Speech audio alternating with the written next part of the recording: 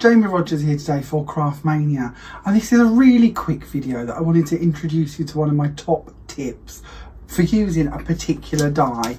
Today we're going to be having a little look at the background collection Hexagon die by Sue Wilson. Now we've linked this in the description, so if you'd like to go and get your hands on one, of course at Craftmania we have them in stock ready to go.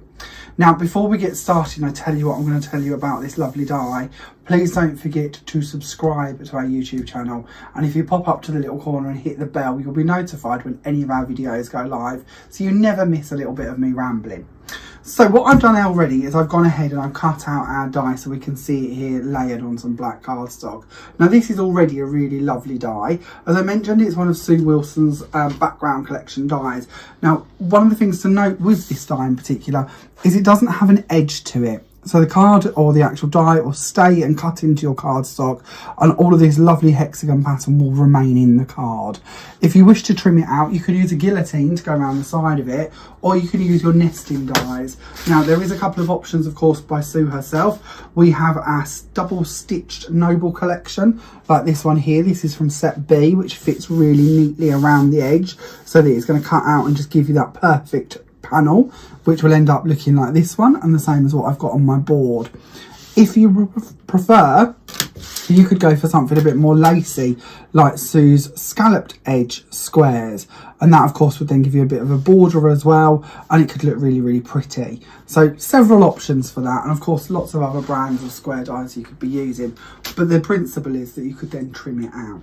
Now the magic really happens when we bring in a few of these. So I've actually got 3 to share with you, and I wanted to show you this. So come in closely so we can see the trick. So we have here our hexagons going on as you see them, as the die is going to cut them out. If we bring in another pattern, exactly the same, and we lay it on the top, but we offset them, so they're not even offset, that's probably the wrong expression actually. It's just basically, if we twist this round, or I'm going to give away my tricks now, if we sit here, this is exactly the same pattern, same direction. It's when we start twisting it, I'm going to reveal my favourite one. When we twist it, this is only one twist to the side here, we create what to me looks like crocheted flowers. So just one twist round, so I'll show you again. So we go back to it in its original format, we literally twist it one way round, it's just 90 degrees, and we create flowers. If we prefer, we can twist it again, and we can create a different pattern with it. Just by lining it up, we have that sort of interlinked effect instead. It's just a really fun way to play around with this.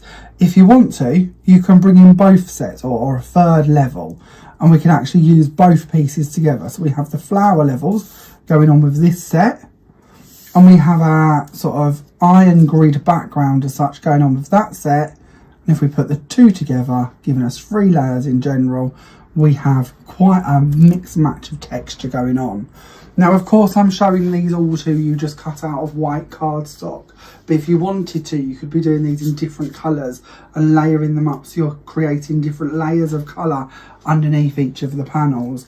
There is just so many ways you can play with these and use them in your backgrounds, whether you like the flowers or you like that sort of iron effect, whatever you wish to do. It's just a really fun way to actually create with it. I think you're going to have a lot of fun. To show you a couple of cards I've created, so this is just using it as a standard background, as we mentioned, just as it is, cut out with our stitched squares. That could of course be an easel card if you would prefer, instead of sort of a reveal card. So we have that style. We then could just do that sort of ironwork background and put your fancy backgrounds in behind it. So this one's been done with some metallic gilding polishes. Or we can go for that sort of crocheted flower effect that I really love. And this one's actually been put on top of our petrol blue metallic gilding polish as a background. So again, them dark colours are going to pop right through, showing up that flowery effect. These are just a few of the cards I've created with this style. Do check out our blog, which is on the Craftmania website, for more inspiration with this die and to see more cards that have been created along these lines. But hopefully that will give you a little idea of what you could be creating with that die. Once again, it is available at Craftmania. At Craftmania, if you spend over £5 and you live within the UK, your P&P is completely free. We also ship internationally. Just check out the customer service tab on the website to find out all the details about how our international shipping works. You can of course buy this die in our stores, on our website, or if you prefer, you can order it by phone as well. The phone number is 01493 843 666. I hope you've enjoyed this. Please don't forget to subscribe, and I look forward to seeing you again soon for another top tip. Bye for now.